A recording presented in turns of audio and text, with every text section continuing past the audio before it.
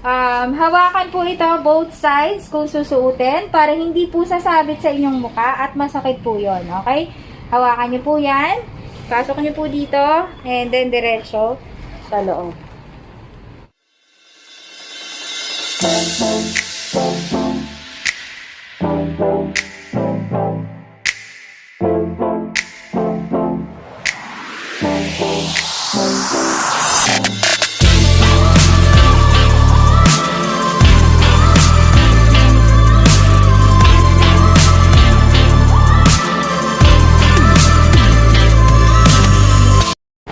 Yeah, good day mga kamaos! This is Lynn again and welcome back to my channel.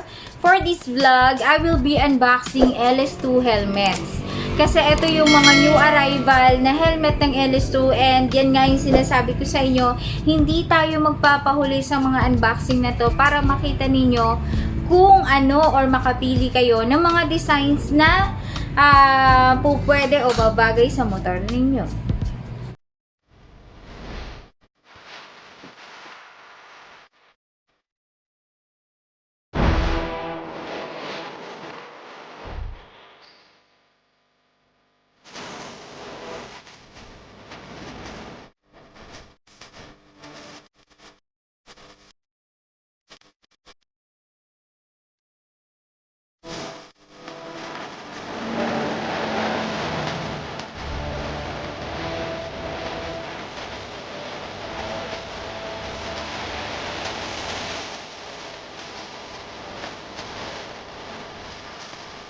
So, eto na. Ano nga ba ang i-unbox nating helmet ngayon? Walang iba kundi ang ayan o, LS2 helmet.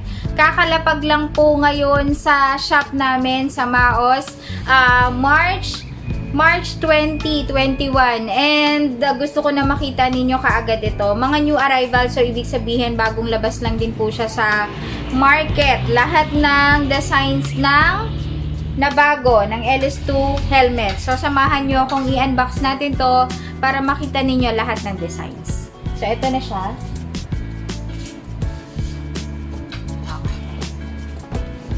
Ayan po. Okay. LS2 helmets. Ayan.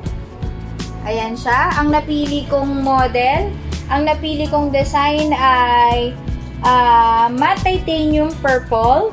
LS2 FF3 20 String Evo Mercury. Okay, so yun po yung kanyang model. Okay, so ipapakita ko sa inyo kung ano po ba yung actual na design niya. Okay, o kung ano yung itsura niya sa actual.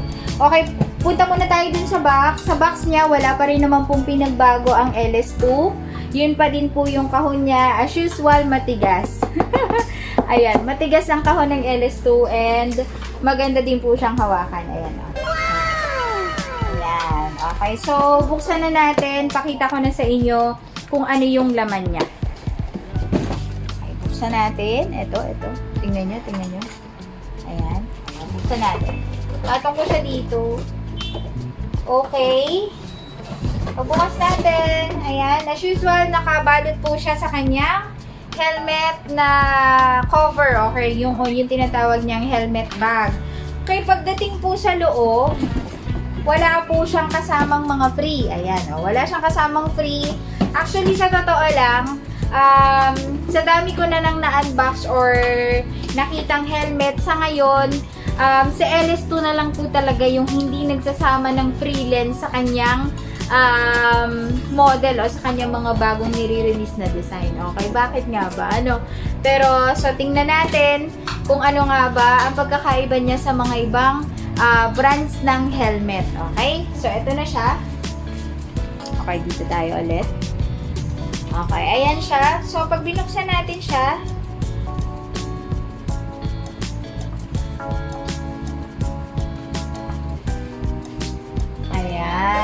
okay, so ito po yung kanyang laman. Okay, so purple po yung napili kong design kasi tayo po ay mahilig sa mga gantong kulay. Siguro dahil na rin po tayo ay babae. Pero syempre, alam naman po natin ngayon, aminin. Okay, lahat ng mga lalaki mahilig na din sa magenta na color. Okay, magenta, purple. Kasi, ang lakas makamacho eh.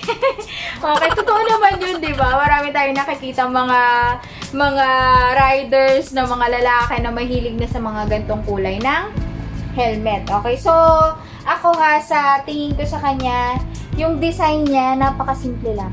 Ang simple lang, and pasok to dun sa mga hindi masyadong mahilig sa mga sobrang dami ng graphics. Although graphics design siya, pero napakasimple. Ayan, di ba? Napakasimple lang ng ano niya, ng design niya. Ayan, okay. O, ayan. Ayan, kuha ako ng pang thumbnail. Yan, okay. Ayan siya, oh. Okay? So, tingnan muna natin. Bigyan ko muna kayo ng konting idea pagdating kay LS2. Okay? So, si LS2 helmet po, para sa hindi mga nakakaalam kung saan nga ba siya distributed. Okay? So, ang LS2 helmet po ay distributed in Europe. Okay? So, sa Europe po siya distributed. And, syempre, distributed in USA by Alwyn Power Sports Corporation. Okay, so makikita din naman po natin yan sa box ni LS2. Okay, para sa lahat na nagtatanong, ma'am, saan po ba gawa ang LS2? Okay, and then, ang design po niya ay from Barcelona. Okay, LS2 design from Barcelona. And, syempre, assembled in China. Okay, so maraming nagtatanong dyan, parang iniisip nila, ma'am, made in China. Okay, hindi po yun ganon. Okay, pag sinabi po natin assembled by China or in China, kasi bakit? Sa China po talaga madali o mas murang magpa-assemble ng kahit ano. Sa tingin nyo naman, kahit ano ngayon, sa China po talaga mura. Okay, halimbawa po, katulad nga po nito ni LS2 helmet, 'di ba? Distributed by Europe and then designed by Barcelona, pero pina-assemble siya sa China. Pero yung mga parts niya galing ng USA. Okay, so ibig sabihin po, ang LS2 helmet ay international brand. Okay, so sa ibang bansa ay kilala po siya. Okay? Ayan. So, tips yun, ha? Okay, para sa mga hindi pa nakakakilala kay LS2. Pero, I think, kahit naman sino, sa tagal-tagal na ng LS2 sa market, hindi siya nawawala sa estado, okay? So, kumbaga, may mga darating na bagong designs, bagong brand, pero ang LS2 nakatatak na yan sa isip ng Pinoy, okay? Lalo-lalo na ng Pinoy. Kasi, ito yung mga helmets na talagang subok na natin pagdating sa quality. Okay, so i-review na natin kung ano nga ba ang LS2 Stream Evo Mercury. Okay, so ito po siya. Yan yung design niya. Okay? Full face po siya. Yan, full face. Okay, so hindi po siya naaangat. Okay, isang buo lang po siya. Full. Yan. And then, syempre, dual visor na po siya. Yan. So, meron na po siyang inner lens sa loob. Okay? And, tingnan nyo naman po. Smooth lang. Napaka-smooth lang ng kanyang lens sa loob. Tapos, eto, isang concern to eh. Isang concern to ng mga gumagamit ng LS2. Etong lens na to sa unahan, di ba? Parang ang hirap niyang buksan, di ba? Parang ganon. Yan, di ba po? Pag po iaangat niya, parang ang hirap niyang buksan. Bakit? Kasi safety purpose po yun. Okay, para po dun sa mga hindi nakakaalam na bago pa lang gumagamit ng LS2, additional features po yun ng LS2. Okay, para hindi po basta-basta kakalas o matatanggal, aangat yung lens. Okay, parang ganun siya. Wag lang po siguro talaga na parang hirap na hirap ka ng tanggalin, and yun siguro talagang defective yun. So, once na ganyan yan, parang maganit or parang matagal, di ba parang ganyan. Okay, so normal lang po yun pagdating sa LS2 helmets. Kahit po sa ibang design ay may ganun pong meron po siyang ganung sistema si LS2 helmet. Okay, wala naman po siyang masyadong pinag-iba sa ibang helmet. Full face dual visor. And then syempre, ready pin lock na din po yung kanyang lens. Ito po. Yan. Okay, ready pin lock. Ready pin lock means na po pwede siyang lagyan ng anti-fog film. Okay, iba pa po yung anti-fog film na nilalagay. Okay, yung anti-fog film po, yun po yung nilalagay natin para hindi magmo-moist yung ating lens once na ginagamit natin siya, lalong-lalo na kung ma-fog o di kaya po maulan, ganyan. Okay, so dito po yun nilalagay sa ilalim. Ito po, pin lock, ready pa lang po yan. Pag po naglagay kayo ng anti-fog, tatanggalin nyo lang po itong button na to, yan. Tanggalin nyo po yan, and then, that's it. Okay na po. Basta lagyan nyo po ng anti-fog film. Okay na yun. Hindi na magpa-fog yung helmet nyo. And then, so, syempre, nakalagay po dito. Ito na po yung mga bagong designs ng LS2, no? So, ready-made na po siya para sa mga nagsa-sunglasses, okay? O di kaya dun, hindi sungglasses yung mga nagsasalamin, yung may mga grado ang mata, ayan, ganyan. So, naka-design na po siya, or meron na po siyang part doon na madaling isuot, yung salamin, okay, yan, okay, additional feature po yan ng bagong LS2 na model. Okay, okay, may nakalagay dito sa lens niya, no? Extra comfort, breathable, hypoallergenic. Okay, yun yung foam po niya sa loob. So, ibig sabihin, hypoallergenic yung foam na ginamit sa kanya. Okay. Ang makaka-relate or makakaano talaga dito sa use ng LS2 helmet, yung loob niya talaga. Makikita nyo dun sa mga user na, no? Pero dun sa mga bago po, sana po makatulong tong video na to. Ayan, medyo madilim na yan. Ayan. Napakalambot lang po talaga o napaka-smooth gamitan ng inner foam ng LS2 helmet. Subok na po yan. Kung hindi nyo po natatanong, ang inyo pong tindera ay ang unang-unang helmet ko po talaga is LS2, and until now, dahil hindi ko naman siya laging ginagamit, mukha pa rin po siyang bago, and talagang magaan siya sa ulo. Yun yung gustong-gusto ko kay LS2. Tapos, okay, ang airbands po niya, sa airbands po niya ay latest na din, okay? Hindi na siya yung old design na inaangat ganyan. So, kiklik mo lang po to. Yan, and then may papasok na hangin doon para sa kanyang chin, airband sa harap. Tapos yung airbands po sa taas, mga bagong modelo na kasi siya, so mas pinaganda na. Ayan. Okay, ayan. Napakadali lang, napaka-smooth lang. And then syempre yung kanyang outer vent sa likuran, ito. Yan, okay. Pagdating po sa kanyang certificate or di kaya dun sa mga stickers niya sa likodan, meron na po tayong ICC. Yan. ICC sticker for LS2 helmet. And eto na. Para po doon sa mga nagtatanong kung ano ang bigat, okay? Kung anong bigat ng LS2 helmet ay eto, katulad nito. XL size po siya. And ang bigat po niya is 100, aywan ko kung nakikita niya ito ha, babasahin ko na lang. 1,550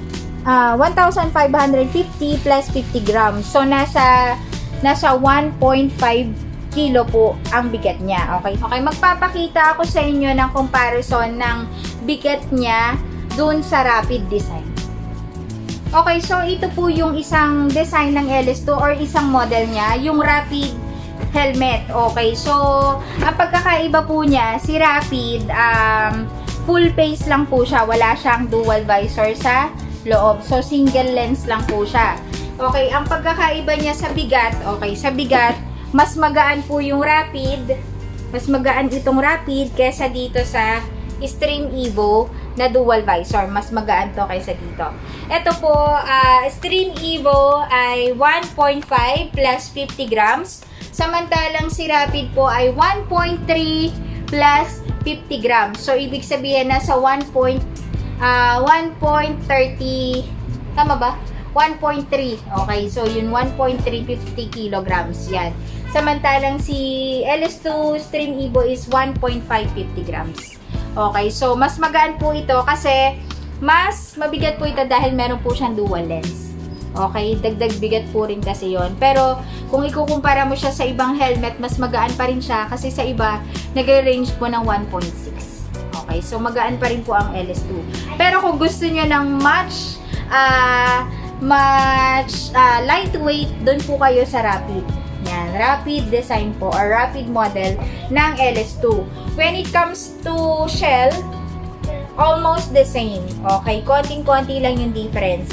Ang kagandahan sa LS2, hindi po bulky yung size ng helmet niya. Okay, komportable ka, hindi malaki, hindi mabigat. And syempre, yung inner niya, smooth lang, malambot lang. Ang hirap mabigat. Ayan, dalawa. Nakakangalay din Okay. Ayan, so eto, teka, titingnan natin kung pare-pareho ba yung bigat niya compare dun sa kanyang mga sizes. Okay, so itong hawak ko na in-unbox ko ay XL na 1.550 grams. So, titingnan natin yung isang size. Kuha ako ng isang Stream Evo, same color din, na medium size kung pareho ba yung bigat niya. Okay, and then yung size niya, yung shell. Kasi ang alam ko po sa LS2 helmet, sa tagal-tagal na namin nagbebenta ng LS2 helmet, ang shell ng LS2 lumiliit, lumalaki. Depende sa size niya. Okay? So, ito po. Ito na siya. Okay? Medium size to. Medium. Iba pa yung pinakita ko kanina. Okay. Hindi siya, ayan, teka. Hindi siya masyadong makikita sa ganito compare sa actual, compare sa video. Okay? Kasi, medyo mahirap pakita pag camera eh, diba? Pero sa actual, ang shell po ng LS2 lumiliit. Okay? Ito po, medium size. And ang nakalagay dun sa sticker niya, the same. The same lang yung bigat niya, 1.50 grams. Ang nangyari lang, lumiit lang po yung shell nito. And syempre, mas makapal yung inner foam niya. Yung isa kasi kanina is XL. Okay? And then, ang lock po niya, quick release na din po. Ayan, quick release na din po. Yan. Okay. Napakadaling tanggalin, napakadaling suot. Tapos may nakalagay pa dito, microbial. Ito. May nakalagay pa dito eh. Ayan. Okay, ayan. Ayun nga daw. Fresh nga daw po yung amoy niya. Totoo naman. Naaamoy ko. Ang bango talaga niya. Tapos, quick and easy to verify. Tapos, yung kanya pong foam, yung inner foam po niya is washable na po. Natatanggal na po ito. Ayan, okay. And then, ayan, gusto ko na rin ipakita sa inyo yung fitting niya para po makita ninyo. Okay, so magmamask lang po ako para makita ninyo yung, ayun, pakuha po ng mask ko. Magmamask lang po ako para makita ninyo yung fitting no medium or kung para masabi ko din sa inyo kung anong mga sizing niya compare sa ibang brand. Yan. Sa mga nakakapanood ng mga videos ko, nakikita naman ninyo na pinifit natin or pinapakita ko sa inyo kung ano yung sizing ng mga brands ng helmet. So, ito po, try ko. Ang inyo pong tindera ay laging pasok sa medium. Medium po ay 57 to 58 cm. So, try po natin ito, medium. Okay. Hawakan po ito both sides kung susuotin para hindi po sasabit sa inyong mukha at masakit po yon. Okay? Hawakan niyo po yan. Pasok niyo po dito and then diretso sa loob. Ayan. Ayan, oh. Kitang-kita ninyo, 'di ba? Oh. 'Di ba snug fit siya sa akin, oh. Kita nyo? Yung pagsasalita ko, ibig sabihin, yung pisngi ko talagang na-press siya. So, ibig sabihin, tamang-tama yung sukat niya sa akin. Medium size. Yan. Try ko i-alog. Yan. So, hindi siya kumakalas sa mukha ko. Hindi siya kumakalas. Yan. Yan, oh. O, see? Diba? Medium size po ito, 57 to 58 cm.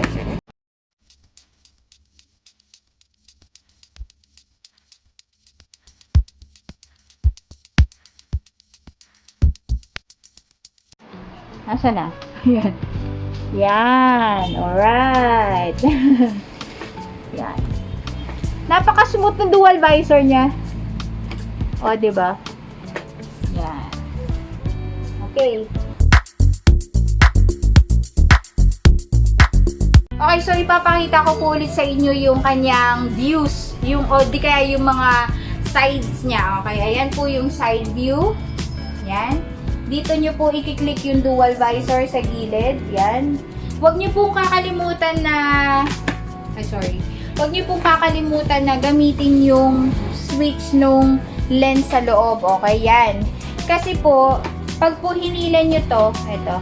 Pagka hinilan nyo po yan or pinush nyo sa loob, may tendency po na matanggal yung lens sa loob kasi parang pinuwersa nyo po unlike na gagamitin nyo po itong kanyang switch. So, tandaan nyo po yun para na rin maingatan ninyo yung mga helmets na ginagamit ninyo. Okay? So, another tips po yun na huwag kalimutan. Ayan. Okay? Tapos yung back view. Okay? And then yung kanyang inner foam. Yan. Okay. Okay, punta na po tayo dun sa price niya. Ang price po niya is 3,950 pesos. SRP price po yun. Okay, so yun po yung presyo niya. Kahit sa ang store po kayo pumunta, kahit sa online po kayo bumili, yun po yung price niya. 3,950 pesos. And then, syempre, meron din po siyang mga model na plain color na price range naman po is 3,600. So, mamaya po, ipapakita ko sa inyo lahat yung mga designs and yung color na available sa model na ito ng Stream Evo Mercury design. Pagdating naman po sa sizes niya, available sizes po natin is medium, large, XL to 2XL. Okay, medium size po is 57 to 58 cm. Large is 59 to 60 cm. XL is 61 to 62 cm. L size po is 60 to 61 cm. And ang 2XL po natin is 62 to 63 cm. Okay, bibihira na po yung 2XL na size. Mostly is medium to XL lang po. Okay. Eto po pagdating sa sizing, ang LS2 po, maliit yung fitting niya sa loob. Okay? Kumbaga, mag-a-add po kayo ng isa. Okay? Mag-a-add po kayo ng isa. Kung halimbawa po sa Spider ay large kayo, pagdating po sa LS2, magiging XL po kayo. Okay? So, sample lang po yon. Kung kayo naman po large sa ano naman po, sa LS2 naman po, magiging medium naman po kayo. Okay? So, panoorin nyo muna yung video ko sa mga available designs and color na po pwede nyong bilihin sa model ng LS2 Stream Evo Mercury. So, watch this.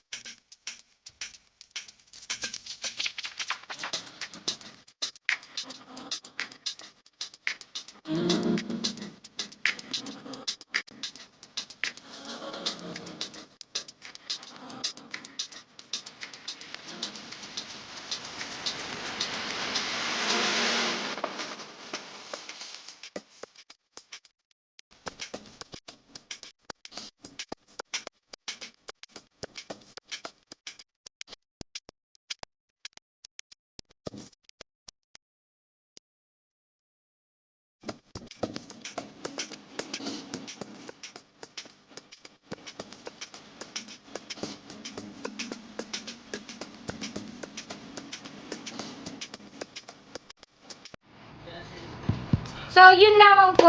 At sana po nakatulong ang video na to para sa mga naghahanap or sa mga undecided, bumili ng mga helmet Sana po nakatulong ito kung gugustuhin niyo yung design or unboxing ko sa video na ito.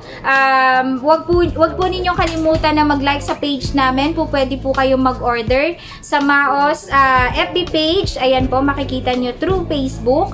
And syempre, kung nagustuhan mo ang video at gusto mong i-share, may mga natutunan ka, wag nyo na rin pong kalimutan na i-subscribe, i-like and i-share ang video na ito para po updated kayo sa mga bagong vlogs or videos na gagawin ko. Okay? So, sana po nakatulong ito sa inyo.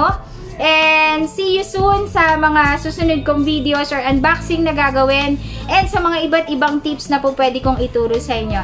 That's all for today. See you again. Bye-bye. Ciao, ciao.